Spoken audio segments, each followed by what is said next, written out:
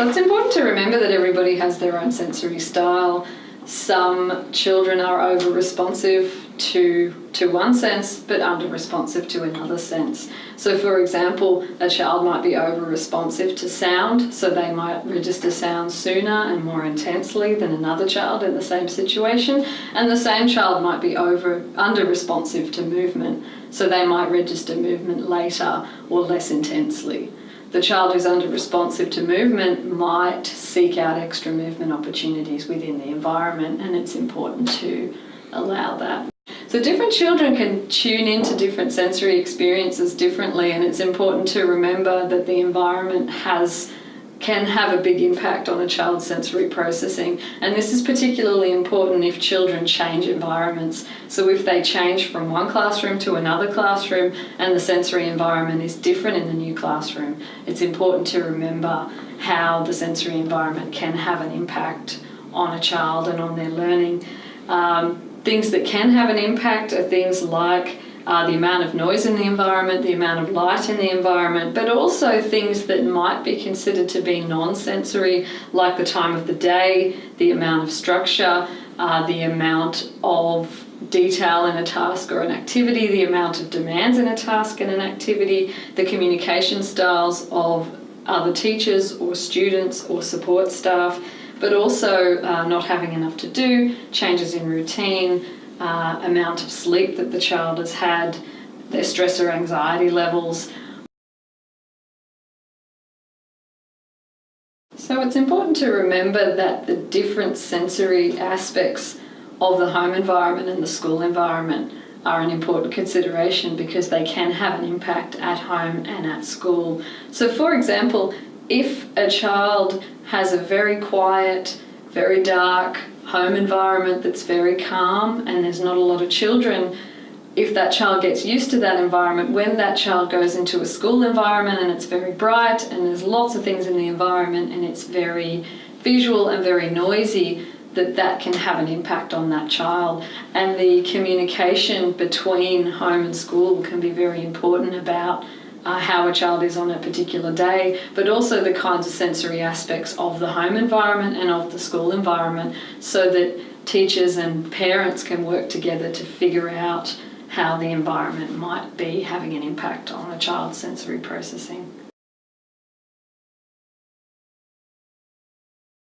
So some children who are over-responding to sound sensations can find sound sensations painful or overwhelming, and we might see them seeking out opportunities to avoid sound sensations. So they might be particularly overwhelmed by very noisy environments like playgrounds or like school assemblies or like particularly noisy classroom-based activities. It can be very difficult for these children to concentrate within an environment where there is a lot of noise. So we see some people with autism seeking out extra movement opportunities within their environment. Sometimes this looks like rocking or climbing or jumping or lots of different things that we see. And some children we'll see are under-responding to movement sensations, and this means that they're not getting enough movement to meet their needs, and they're seeking out extra movement opportunities to regulate themselves within the environment, whichever environment they're in. So if something is different in the environment, some people with autism can tune into that. When something is novel within the environment, you tune into it. And for some people with autism, they tune into it. For all of us, we would tune into something novel within the environment, and then we would decide it's not relevant for us to pay attention to that anymore, so we would just ignore that and move on. But for some people on the autism spectrum, they attend to something and then they keep attending to it and they can't screen it out. And this is a process that's referred to as habituation. And people with autism had difficulty habituating to sensations within the environment, and that meant they kept paying attention to sensations long after they needed to stop paying attention to these sensations, and that caused a distraction for them within the environment. One strategy that people with autism employ themselves in dealing with this sometimes is to keep a lot of the environment the same. And if a lot of the environment is the same, that means you don't have to pay attention to new things within the environment. And that's a strategy that people with autism employ for themselves. And that's one of the proposed reasons as to why we see some people with autism can get very upset or very distressed when things in the environment change. So it's important to remember the cumulative nature of sensory processing.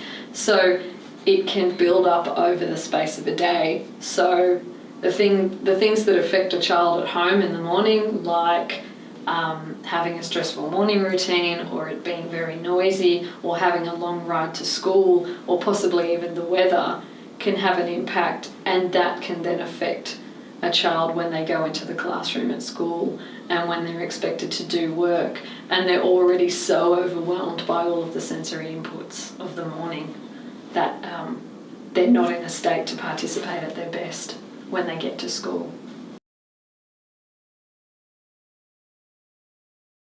A person could be over-responsive to touch sensations, and this could mean that they register touch sensations more intensely than other children do. It could also mean that they have difficulty screening out touch sensations that are irrelevant. So we all screen out sensations that are irrelevant and that we don't need to pay attention to anymore. So for example, we don't need to pay attention to the feeling of our clothing on our skin because it's not important to pay attention to that anymore. But some kids will get into a classroom situation and not be able to screen out the feeling of their clothing on their skin or the feeling of their tag scratching the back of their neck, and that can have a real impact on their ability to participate and focus in a classroom environment.